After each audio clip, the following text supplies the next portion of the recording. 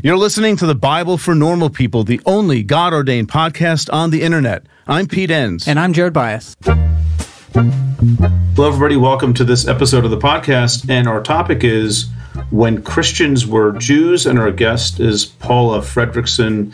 And she is a scholar who needs no introduction to people who know all this stuff about New Testament scholarship. She taught at Boston College. She is emerita at Boston College, and she's also a distinguished visiting professor at Hebrew University in Jerusalem. She's a widely respected scholar of the origins of Christianity and of Judaism around the time of Jesus and Paul. And we talked about this topic of when Christians were Jews, which means the beginning, right? Well, yeah, it's really making sure that we contextualize the New Testament in a way that's, I think, faithful to how this whole thing began. And I know it would have been pretty common in my tradition to contrast Christians and Jews as these very separate religions. And that's a mistake whenever you look at the New Testament, how it was written, out of what was it written. And I thought Paula did a good job explaining that.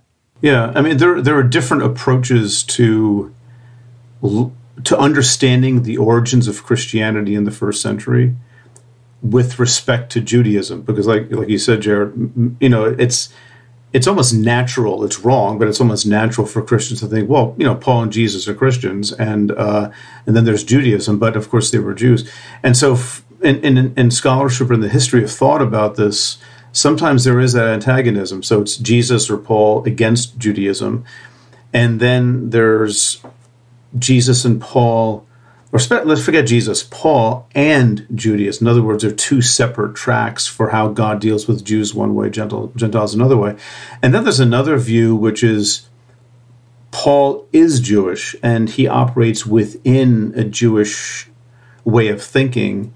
And that affects how and we'll get into some of the stuff on the podcast, that affects how we think about all number of things in the New Testament, where we don't automatically make a distinction between, well, this is, you know, Jews over here, Jesus over here. I mean, one example, of course, is Jesus debating with the Pharisees and, you know, saying things like, you have heard it said, but I say to you, and he's arguing with them in Matthew.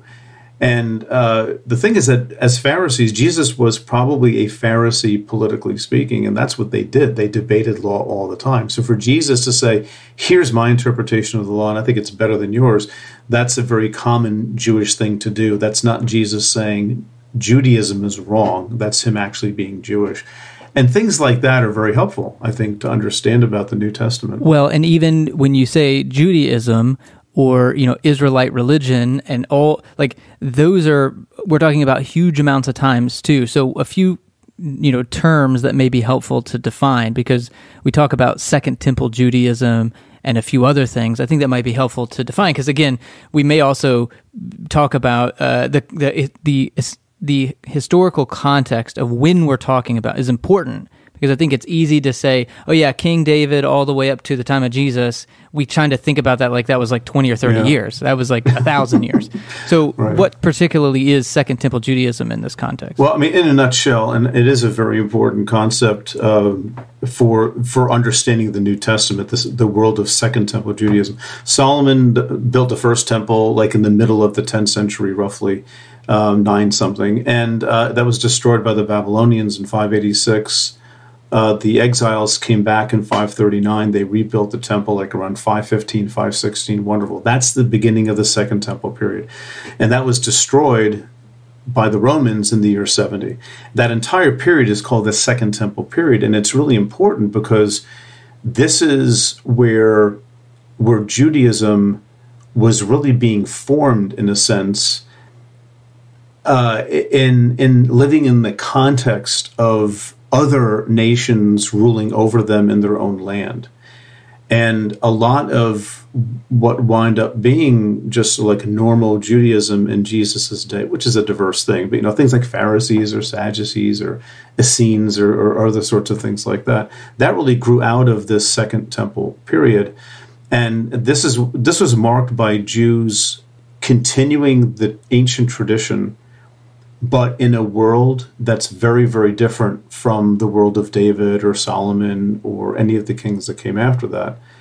And that's very important because the New Testament, the writers of the New Testament and Jesus himself were not just looking back to the Old Testament. They were part of this Second Temple tradition itself. The Second Temple, if it ends, a rather arbitrary date in a sense, but if it ends in the year 70, this is already the period of Jesus, and maybe one or two Gospels have been written around this time, and actually all of Paul's letters, because he's probably dead in the mid-60s at some point.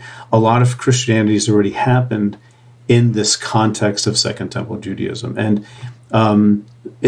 you cannot study New Testament without also studying along with that the developments of Second Temple Judaism. So Paula mentions that a lot, right? And she also mentions this guy Josephus, who is a very important figure for the study of Christianity and Judaism in the first century, because he was a Jew who was also very friendly with Roman power, and he wrote books to sort of defend Judaism to the cultured, powerful elite at the time, and he gives insights into what life was like back then, and he's a very important historical source. She also mentions diaspora, I think, too. Mm-hmm. Right? That's another term. That's probably the last one, but it basically has to do with the spread of Judaism beyond the boundaries of the land of Judea, which happened long before the time of Jesus and Paul. But that's where Paul does missionary journeys. He meets Jews and Gentiles wherever he goes in the empire. There are Jews just all over the place. So, but that's that diaspora, that scattering, and one of the big scatterings happened when the temple was destroyed, because a lot of Jews said, I'm out of here. I don't know what the Romans are going to do next, so we're done. So they left there too. But those are terms that are just thrown around a lot in New Testament scholarship, and they're important ones. All of them are. Yeah, it was really helpful. The most important thing you said that I'm going to take away is forget Jesus. That's what I heard. So if anyone, that's just my takeaway. But which I meant, let's focus on Paul, because the lines are a little bit clearer with Paul, because he has a very overt Gentile kind of mission, and you can try to cover up your sins now if you want. I'm serious, man. All right, let's have this conversation.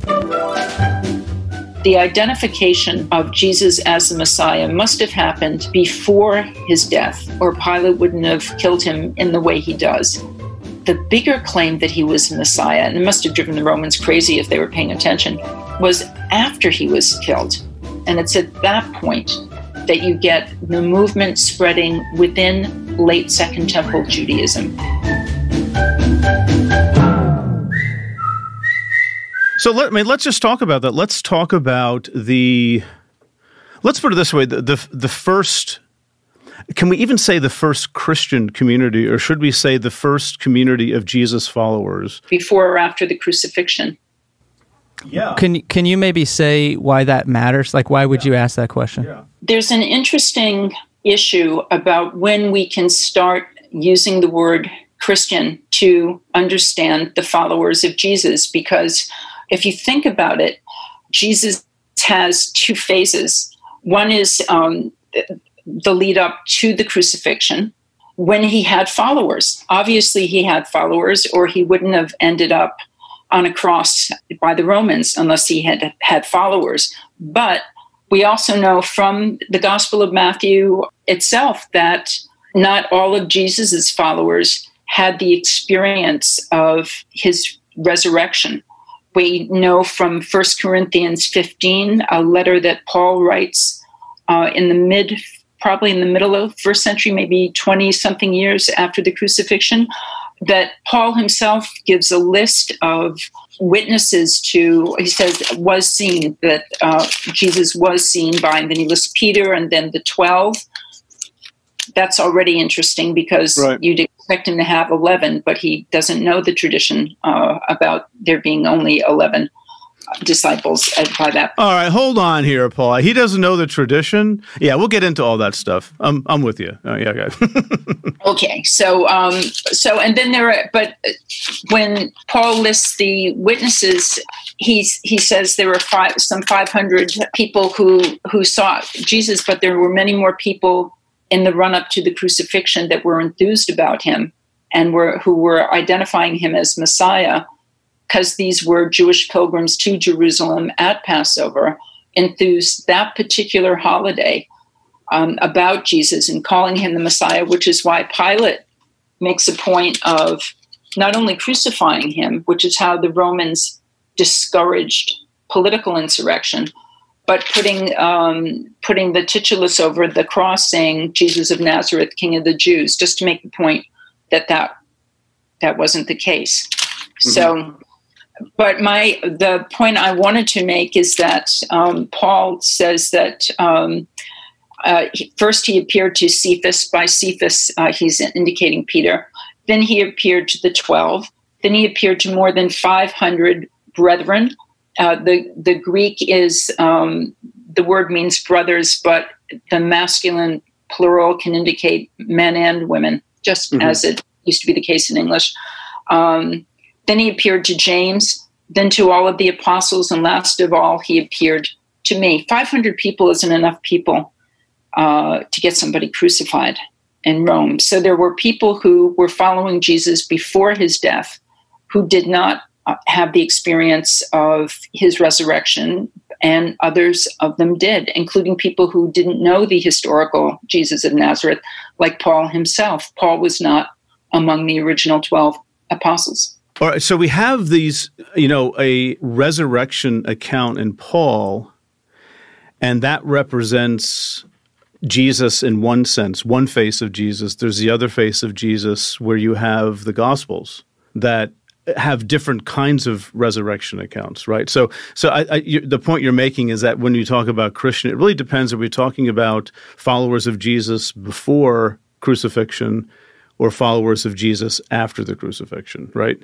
It still takes another 70 years for the term to be used. We have evidence from different documents like the letters of Ignatius, who's somebody who writes in the early decades of the 2nd century, of the use of the word Christian. We have it in the Acts of the Apostles. Volume 2 of the Gospel of Luke, right, is the Acts of the Apostles, probably by the same author. And in that story about, it's sort of the adventures of the apostles after the resurrection. And in that account, the author, who's writing at the same time Ignatius is writing, says that people began to be called Christians in Antioch. Not that he has, the author isn't dating by Anno Domini, right? Nobody's dating Anno Domini, so I don't know what his sense of time is, but he attributes the use of the word to at least a decade after the crucifixion. So, and these are all texts that are written sometime probably shortly after 100. So, and there are other texts that cluster in that period. So the use of the word Christian is something that takes time to develop, even as an idea, because that already distinguishes this group from the Jewish followers of Jesus during his own lifetime. So then if we can go back, so that's a good, in my mind, that's a good time frame of, okay, there's a certain time in which the word Christian begins to be used, and that becomes to be an identity marker of some sort. So before that time, what's the evidence maybe that we have from the New Testament for how people were conceiving of this Jesus way, or I don't even know how to frame it then at this point, but it seems like Paul is a pretty central figure in this because of Paul's message to non-Jews. How does that square with this being a movement within the Jewish religion? One of the most fascinating questions, I think, as somebody who's been working on this for decades, is how this extremely Jewish movement, and the earliest evidence we have of it, which is Paul's letters, which are mid-1st century, already Paul is addressing a different ethnic audience. And he's just calling them, the word in Greek is ethne, and you can hear that in our word for ethnicity. And he's using the Jewish term for people who aren't Jewish. He says in Romans chapter 1, now I'm talking to you ethne, right? I want to spread the gospel to all the ethne, including to you, Romans. So he's talking about them specifically as non-Jews, but he's giving them all this very Jewish information. And then we have the Gospel of Matthew, probably written 2 generations after Paul. So somewhere in the last decades of the first century, early decades of the second century, where Matthew's Jesus deliberately says, go nowhere among the ethne, that's translated as Gentiles often, right? Go nowhere, go only to I have been called to go only to the lost sheep of the house of Israel.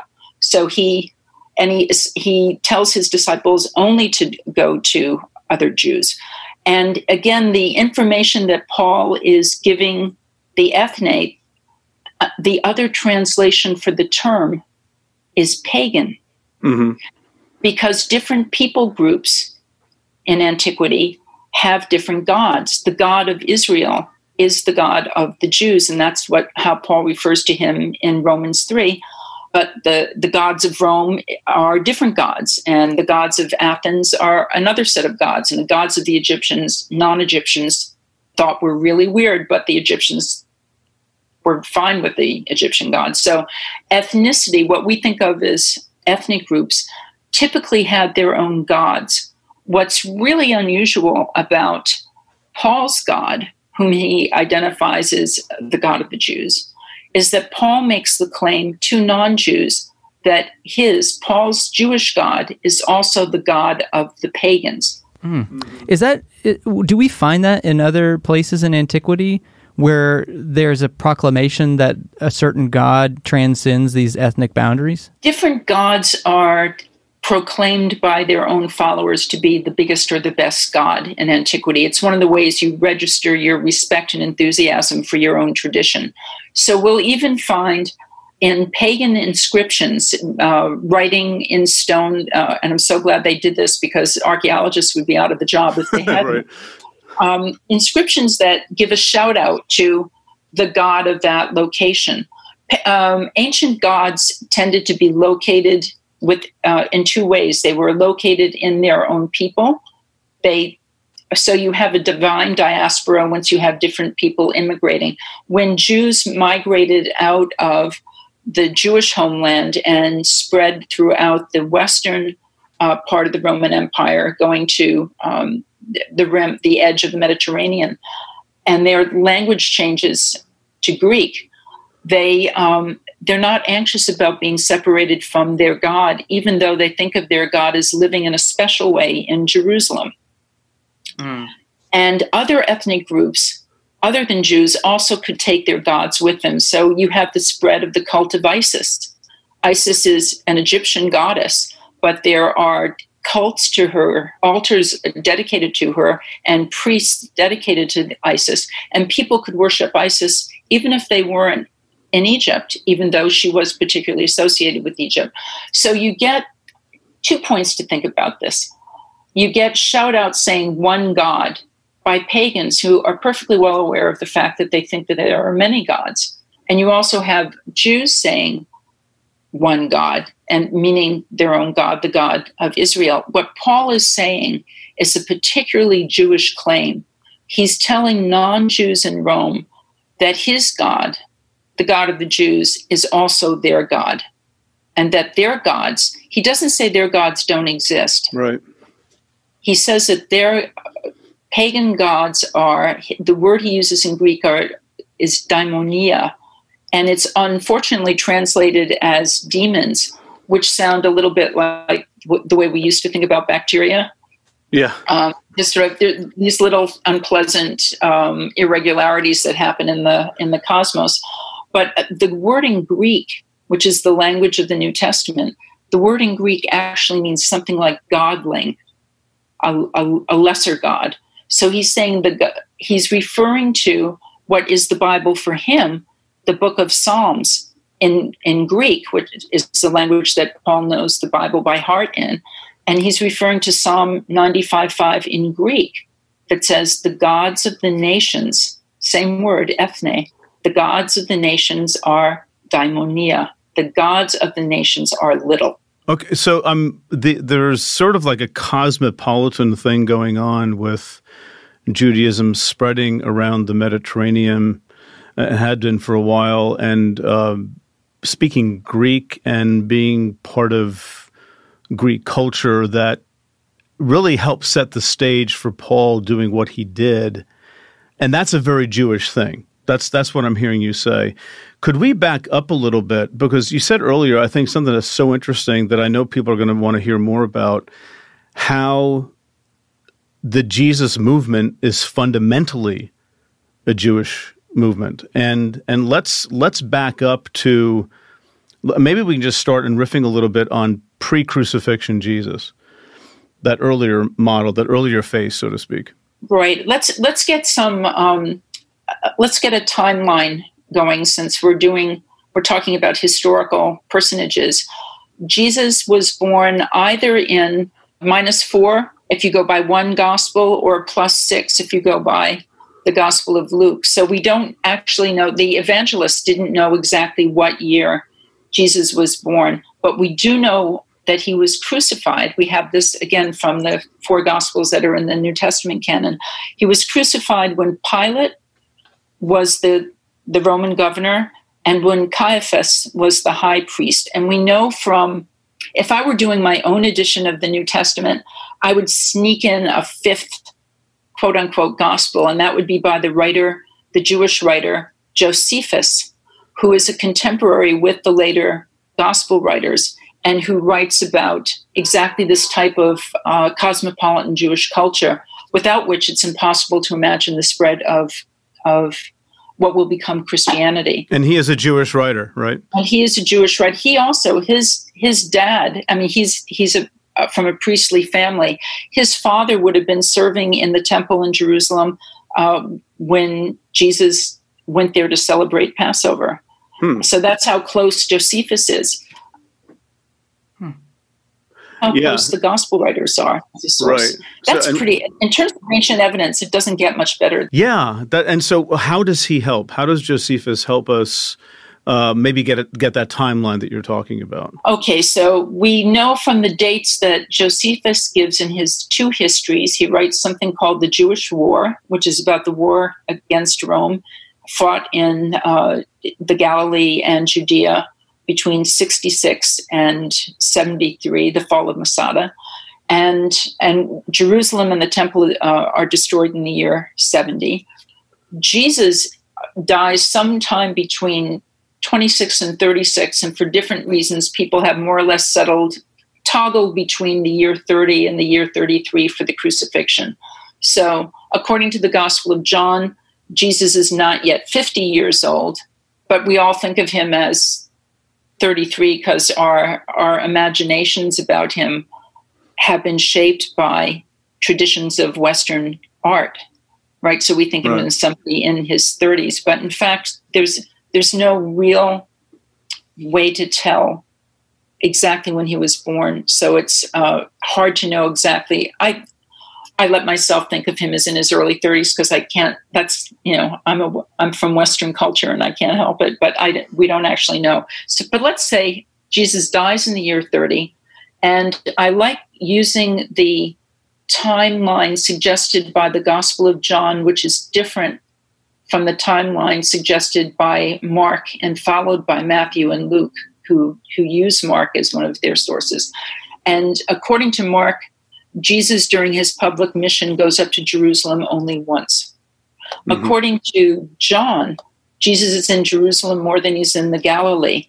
And John mentions a sequence of Jewish holidays where it ends up, which is sort of like playing the accordion.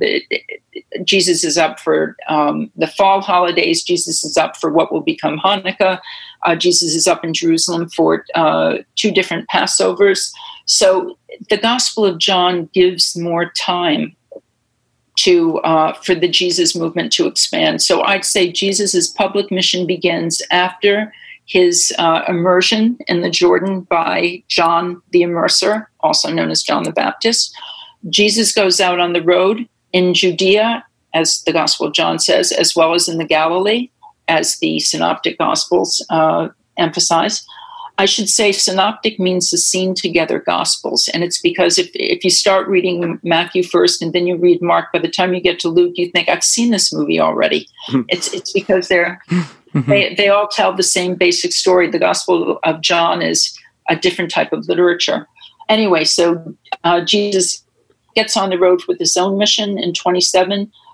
Passover of the year 30, he's crucified. Sometime shortly thereafter, some of the people who were followers of his begin to have experience of his presence. I like to put it that way because it's hard, again, Paul doesn't give us visual detail. And in fact, half the time, or more than that, Paul talks about Christ being, quote, in, which is interesting, which means Christ is they're not waiting for, Jesus isn't absent just because he's dead. For the people who are followers of Christ, and that's where I'd make the transition. The identification of Jesus as the Messiah must have happened before his death, or Pilate wouldn't have killed him in the way he does. But the bigger claim that he was the Messiah, and it must have driven the Romans crazy if they were paying attention, was after he was killed, because of some of his followers having this experience of his presence. And it's at that point that you get the movement spreading within late Second Temple Judaism. Paul himself isn't part of this movement yet until, if we look at the letter that he writes to the Galatians, which is probably, I keep saying mid-first century. The letters we have from Paul were all probably written between 50 and 60. And if that sounds like a guess, that's exactly what it is. We don't have date. But that zone, so by the time we have Paul's letters, this movement has been spreading and is still spreading within synagogues. And we know from what Paul says that he's working through synagogue networks himself. And that's how the movement ends up interesting to pagans. Because one of the places a pagan would go in a Greco-Roman city would be the synagogue. That's the only place in town where you get to hear Bible stories in Greek, because in the minus second century, Western Jewish populations, Jews travel with their scriptures with them, and they translated it into Greek. So by the year minus 200, we have probably most of what we think of as the Old Testament in the Greek language.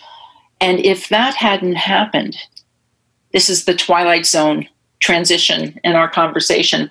If the Bible hadn't been translated into Greek by Jews in the minus second century, Christianity never could have happened. Mm-hmm. By translating the Bible into Greek, it's Greek is the English of antiquity. What they do is put Jewish Western populations put Bible stories out on a kind of international frequency by translating the Bible into Greek. And we know from inscriptions, and we know from grouchy pagan culture critics who don't like other pagans doing this, that plenty of pagans like to hear Bible stories. And they did. They were welcomed into Jewish synagogue diaspora communities, and they would listen to this is why Paul can give his ex-pagan audiences, his ex-pagan non-Jewish audiences, all this Jewish information he's giving them. Yeah. Because they are, he's saying Christ is the son of David, and they're going, oh, I know that story. Mm-hmm. And they did. Yeah. But there was only one place for them to know that story. And that's by having gone to a Greek-speaking synagogue. Stay tuned for more Bible for Normal People. We are supported by the Dwell Bible app. Listen, I'll tell you a little secret. I've been slowly moving to audiobooks for how I learn information lately. So a few months ago, when I was starting to put together my episodes on the book of Jonah, I downloaded the Dwell app so that I could listen to Jonah in the car, and it was a great experience. Dwell's mission is simple: help you get into the Bible and stay in the Bible. With loads of inspiring voices, Bible translations, and even background music, you're going to love listening to Scripture. But Dwell is so much more than a traditional audio Bible app. Here are a few of the features that I liked. One, they have a Dwell mode. This was my favorite since I wanted to focus on Jonah. So with the Dwell mode, you can set to repeat a chapter or a book, and even create a pause between repeats so you can be thinking about what you just heard. So it's been a great tool for reflection. 2, volume control, and background music. I like that I can control the volume of the music, change the music, or just have nothing in the background at all as I listen, but for me, I like to have something else going on while someone is reading. Next, they have a search function. Now they have a search feature so you can go straight to a verse or collection of verses with just a few taps on the keyboard. They also have a For You section so you can see your favorites, your plans, your downloads, your recent listens, and more. So Dwell is for you. Now listen, a lot of times in an episode, we will reference a passage from the Bible. This is a great way just to push pause on the podcast, flip over to the Dwell app, listen to the passage for some context, and then flip back over to the podcast and keep listening. Though folks at Dwell are offering normal people a discount, so if you're listening to this, visit dwellapp.io/normal, and you'll get a 20% discount. That's dwellapp.io/normal for 20% off an annual or a lifetime subscription. Hey, normal people, are you liking what you're hearing? Then you can support this podcast for as little as $1 per month. Head on over to the handcrafted Patreon site at patreon.com/thebiblefornormalpeople. Not liking what you're hearing? Become part of the producers group to provide feedback on what we can do better. Head on over to that same handcrafted Patreon site at patreon.com/thebiblefornormalpeople. Don't forget, supporters get access to neat bonus stuff. Videos, posts, a Slack community. Producers get all of that, and they get to provide feedback directly to the podcast. Speaking of producers, I'd like to give a shout out to a few of them. John R. Hawkins, you're awesome. Sean Bloom, incredible. Joel Beebe, amazing. Hannah Paxton, fantastic. Tracy Roberts, wonderful. Jeff Paulus, marvelous. Aaron Brown, no comparison. And Dan Dietz, spectacular. Thanks. You all are certainly a special part of this podcast. It's folks like you that help ensure this podcast is error-free and Jeet and Parrot don't make mistakes. Now, back to the podcast. So maybe I can summarize what I'm hearing. What I'm hearing you say is that and I would put it maybe in overly simplistic, but there's the Greek language that goes out before the message of Jesus, several hundred years, a few hundred years at least. And then there is the going out of Jews who are no longer located in Jerusalem, but have now spread out in other areas, and they take with them their stories and their scriptures in Greek, and they set up these synagogues, and they're starting to influence the surrounding peoples with these stories. And that's sort of the groundwork for Paul. They're living in the diaspora, and it's only gradually that the translation occurs, because it's only once they lose Hebrew or Aramaic as their spoken vernacular that they need to have the Bible translated into Greek. Mm-hmm. And that puts it, and I think for a lot of our listeners, this is going to put an interesting spin on maybe having to reconsider a misconception that Paul is saying, oh, Judaism, who needs that? Now we have Jesus. That might have fallen on deaf ears, even with the ethne, with the so-called pagan community, which, again, it sort of brings me back. How? Let's just talk more about this. Let's talk more about how this early movement is so just deeply a part of this wonderfully diverse and maybe even in a sense fluid Jewish culture of the time, of that first century and maybe a little bit before. Because again, as I said, I mean, Jared and I, we've experienced this, I'm sure you have too in all your speaking, that it's just sort of assumed that Jesus and Paul, they're just replacing the tradition with something very, very different.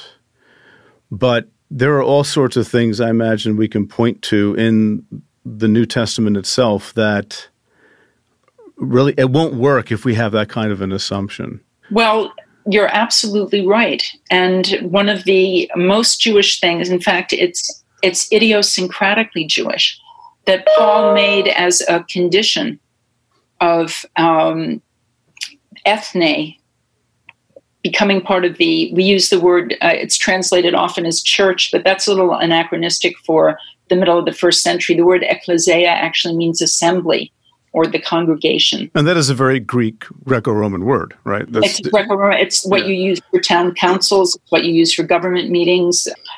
some of the time I live in a 4,000 person town in New Hampshire, and if we were speaking ancient Greek, we'd be calling the town council the ecclesia, which, so it has a different taste than translating it as church, right? So Paul's saying to these ex-pagans, you can be part of the community and be baptized, right? Be immersed into the death and resurrection of Jesus, but this doesn't come for free. There's a great big condition. And that condition is you can't worship your own gods anymore. You absolutely cannot make. And now, what does that mean to worship? What that means is, the way Jesus and Paul would have worshiped the God of Israel meant animal sacrifice. That's the only way to get the main course at a Passover Seder, is by sacrificing a lamb at the temple in Jerusalem. That's why Jesus was down in Jerusalem for, I think, several different Passovers. But that's also a normal way to show respect to any god in Mediterranean antiquity. And what Paul is saying, and remember, Jews are the only population in the Greek-speaking diaspora who would be trying to avoid sacrificing before images of other gods. Everybody knew, because how do I know this? Because pagans complain about it. It was considered disrespectful that Jews would be accused of the word we translate as atheism, which in antiquity doesn't mean you don't believe in, you believe that there is no God. What it means is you're not worshiping the right gods. So Jews would be accused of atheism because their Greek-speaking pagan neighbors noticed that when there was a civic festival, which involved sacrifices to the gods that were looking, this is a security issue too, the gods that were looking over the well-being of that particular diaspora city, some Jews would not be part of the sacrificing, or they wouldn't buy meat that had been generated by killing an animal in front of what Jews called idols, right? But which, if you're an ancient pagan, the statue itself isn't the god. The statue is a place where, if you think of it as closing an electrical circuit, if you sacrifice an animal in front of a statue of a god, the smell of the sacrifice calls the god down. So the god it's like a transistor. A statue is like a transistor for a pagan god. And by sacrificing it, that's how you close that circuit. Exactly the same physics of respect is going on in the Jerusalem temple. Except that, and everybody knows about this because people knew that Jews were weird, there's no statue of the Jewish God at the Jewish temple. How weird is that? Mm-hmm. Well, in antiquity, that's really weird. And that's what Paul is saying to his ex-pagan listeners, that they cannot, I don't care how good that hamburger is, you can't eat that anymore, right? If it's going to scandalize somebody else in the assembly. And you certainly can't go to the temple and show respect to your own gods anymore. You can only show respect to my God. Is God the God of the Jews only? No, he's also the God of the nations. It's such a Jewish thing to be telling people who really shouldn't have to be worried about not sacrificing to their own gods, and yet people sign on. Mm-hmm. That's amazing. And that means that they, like your listeners, have a good kind of helicopter tour sense of the contours of biblical stories, because Paul's saying Jesus is the son of David, and they know who David is. He talks about the covenant with Abraham in some of his letters. He talks about the covenant with Abraham and circumcision. They know about this. Paul talks about, he gives a list of the gifts that God has given the Jewish people. And he lists the word, it sounds so beige in English. The wording, he says, among these special privileges, this is in Romans 9, 4-5. And remember, Paul's speaking in Greek to other Greek speakers who are not Jews. He's saying what God gives is the sonship. Israel is the, quote, son of God. And that's a scriptural commonplace. God is always kind of patting the nation of Israel on the head and saying, you're my firstborn son. Mm-hmm. I have 3 girls, by the way. I think he's saying you're my firstborn child, but he's actually not. He is saying it is male gendered. Anyway, and he says that to them, my kinsman Israel, says Paul, belongs the doxa, which is a Greek word that gets translated in our Revised Standard Versions as the glory. And glory sounds like this nice divine attribute, sort of shininess or shimmeriness or something. But it actually translates, this is where knowing ancient languages is very cool. Doxa translates the Hebrew word kavod. And what that is from in Jewish scriptures is the divine presence. It actually means the presence of God, which is a glorious thing. But it actually is, it's like Gospel of Matthew when Jesus is scolding somebody. He's always, I think it's usually the Pharisees in this part of the story. And in chapter 23, Jesus says, don't swear. He who swears by the altar swears by the temple and by him who lives in it, meaning the God of Israel. So doxa, when Paul, who's not an ex-Jew, Paul, as far as Paul is concerned, is a super Jew, and he says so. He says that God's glory is one of the things that his God has given to the temple, and you don't get that sense from English. And the other thing that Paul praises, this always comes as shocking news to my Protestant students. The other word is translated as worship in English, very beige. The word in Greek is litreia.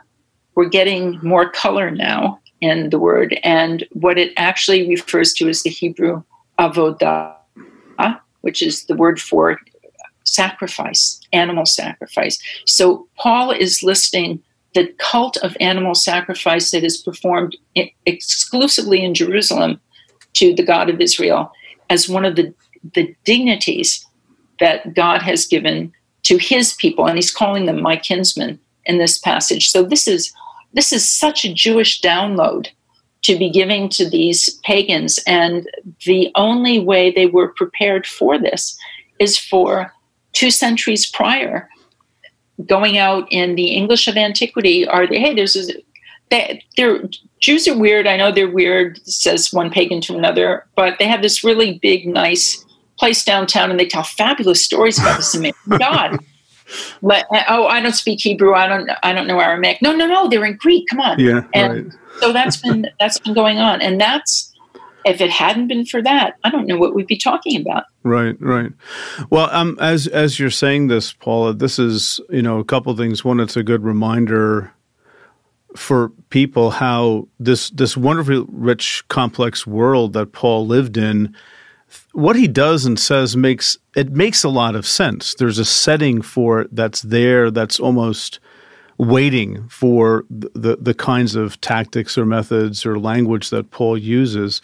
A question that always comes up, and you know this question very well, is how, let's use Paul's language, how is his gospel distinct from the Jewish tradition, if at all? I know there are misconceptions about that as well, but he has some opposition, it seems like, at least in Galatians and maybe behind the scenes a little bit in Romans. But, what is it that might be distinct? I mean, all religious movements have a distinctive nature, right? So what's distinctive about this very Jewish-rooted movement vis-a-vis the Jewish tradition?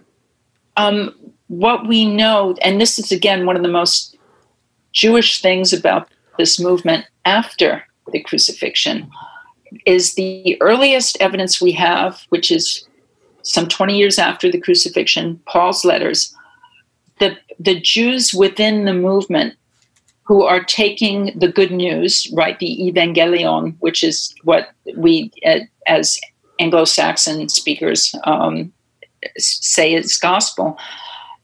What they're doing is they're already fighting with each other about what the right way to get this message is. Mm-hmm. While all of them are expecting Jesus to manifest publicly, and what he does, and this is where all this Davidic language, David isn't a programming geek in Jewish tradition. David is a warrior and a warrior king as well as a poet. And so to call Jesus the son of David, who is going to raise the dead, and this is what these, I'm making up this number, but that's okay because we don't have any numbers. Let's say 50 Jewish guys are giving this message, and Paul is one of them, to different pagans who are hanging around Greek-speaking synagogues out in the diaspora, and they're fighting with each other about what the right way to do it is.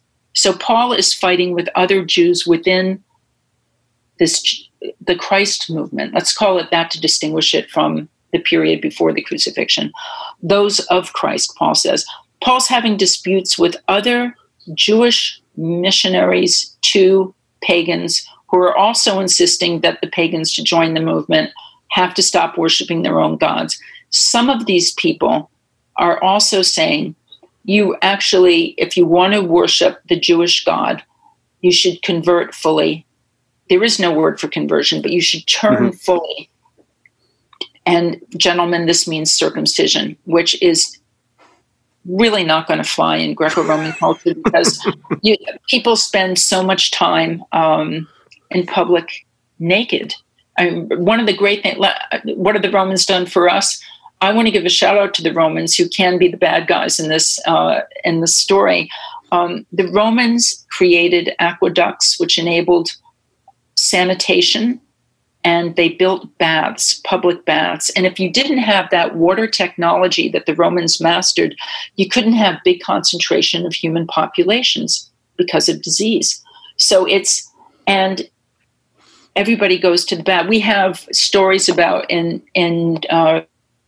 rabbinic texts about rabbis going and using the Roman baths because that's how you stay clean, is by using Roman baths, which meant that Jews and pagans were naked in public in these baths in cities all throughout the Western diaspora. And Greco-Roman culture looked at circumcision as a mutilation, and there are all sorts of Jewish jokes about Jews that pagans told each other. Apella is a word that means, it's a common Greek name, but if you break it down into means without, and pella, leather, skin, it's a joke. It's a Jewish joke name that means circumcision. Some of the apostles of of Christ, who are going to these pagan assemblies, are saying to the gentlemen, you really should be circumcised. And Paul is saying, absolutely not. You don't have to be circumcised. You just have to do what I'm telling you to do. And then Paul gives a whole list of what he thinks they should do instead. So the fight is not between Paul and Judaism, because what Paul is actually telling these pagans is a kind of Judaism for Gentiles. You don't have to be, gentlemen, you don't have to be circumcised, but, and then here comes a list: no more toga parties, monogamous marriages, 1 Corinthians 7, no sex within marriage if you can manage that. And if you can't, well, that's not a sin, but I wish everybody were as I myself am, says Paul. And Paul thinks Paul's fabulous. He has no self-esteem problems. It's interesting. So he's no buying hamburgers at the local temple, no going to prostitutes. No, I mean, it's all this list of ethical and ritual behavior, because not sacrificing in front of a statue of your own God is a ritual behavior. It's not an ethical thing. Paul is giving Jewish legislation for Gentiles, but he's saying, because Paul's reading Isaiah in Greek, he's saying, this is how I know that I, Paul, am right about what time it is on God's clock. Because the prophet Isaiah said that at the end times, the nations of the world will turn. That's the word that's used. There's conversion as a technical term for changing religions doesn't exist yet. And so this is Paul's way of saying, Paul is actually Judaizing. He's trying to get pagans to act more like Jews and less like pagans. But he's fighting with the other 49 guys who are giving some version of the message too. And he's not telling Jews to stop circumcising. he's telling Gentiles not to start. Yeah, I mean, that's a fascinating way of looking at it. And I know that's probably a big jump for some of our listeners to see, the conflicts that Paul has, like in Galatians. That in and of itself is a Jewish thing. That's what Jews did. And it's somewhat analogous to like maybe Jesus in the Sermon on the Mount, at least in chapter 5 of Matthew. You've heard it said, but I say to you, is not Jesus supplanting the tradition, but participating in that tradition of debate and what's the best way to handle law and things like that. Exactly. They wouldn't, if it wasn't important to everybody, the fighting wouldn't be so loud. Right. Yeah, exactly. Yeah. And it's Jesus fighting with other Jews, and which is what Jews did. You're not doing it the right way. If you want to do it the right way, you should do it the way I'm doing it. And what's really interesting about chapters 5 through 7 in Matthew is that those verses that all of us know about, you've heard it said, don't commit adultery, but I say if you even look at somebody with lust, a woman with lust in your heart, Jesus is making the law more strict. Mm-hmm. He's doing something that in Jewish terminology is called building the fence around the Torah. So no adultery, don't even, fantasize about it. Right. No killing, don't even let yourself get angry. I mean, so he's being stricter than the Pharisees in a sense. Mm-hmm. And that. Yeah. Well, maybe one more question. I know we're sort of winding down here a bit, but again, I'm thinking of the kinds of things that people would be interested in, and I want to come back to this issue of what might be distinctive elements. And I think what people would head for pretty quickly, and I'd like to get your thoughts on this, is just simply the idea of a Messiah losing, being crucified, and how do you talk through that issue? From my point of view, I can't imagine that being like in common Jewish thinking. Oh yeah, of course, obviously, right? That's right. One of the ways to know somebody isn't the Messiah is if he's already dead. That used to be the case anyway. But this particular Jewish movement, because of this sense of Jesus's presence after his death. Nobody's disputing that he was crucified. But what happens, and what does it mean, the presence of Jesus? Again, that sounds like a Hallmark Christmas card or something. It's the presence of Jesus gives you, if you're a mid-first century person, pagan or Jewish, but part of this movement, it gives you power over spirits. It enables you to have prophecy. It enables what anthropologists call charismatic behaviors. People speak in glossolalia, which is the tongue of cosmic powers. People can work acts of power, paradoxa. They're charismatically empowered, and that's one of Paul's proofs, because the word he uses for that is the word spirit. And spirit for Paul and other first century people, unless you're a very strict Platonist, which means you have at least an MA in philosophy. Platonism is way, way, way high up in the food chain in terms of how people are thinking. What he says is pneuma, spirit, which is this very, very fine stuff. The spirit of Christ actually infuses into the person who's been immersed into Christ. And even if that person hasn't been circumcised, but if he's doing everything else Paul is telling him to do, he should be empowered as well. And that's how Paul knows Paul's right. The idea of taking a message about the Jewish God to non-Jews had obviously occurred to Hebrew-speaking ancient Jews, or Isaiah wouldn't be talking about at the end of time, all the nations turning and worshiping the God of Israel.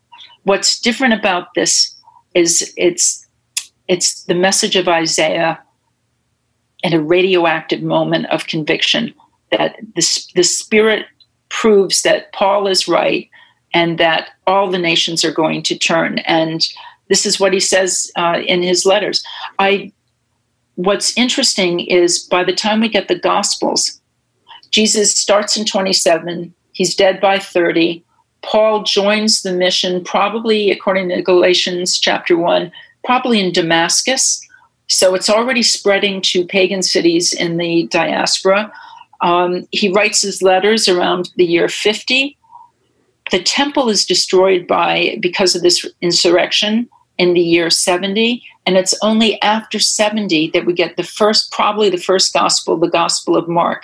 I'm making this up, maybe in the year 75, because Mark says, and he puts it into Jesus's speech on the Mount of Olives, looking at the Temple Mount. Mark says that when you see the temple destroyed, that's how you know that it's when the Son of Man is going to come back. And then 20 years down the line, so if he writes in 75, somewhere between 90 to 100, Luke and John and Matthew and Josephus, writing and thinking in Greek, are telling stories where they, obviously the evangelists about Jesus, Josephus giving the historical context for those stories. So the stories we have about Jesus are all written after the destruction of the temple.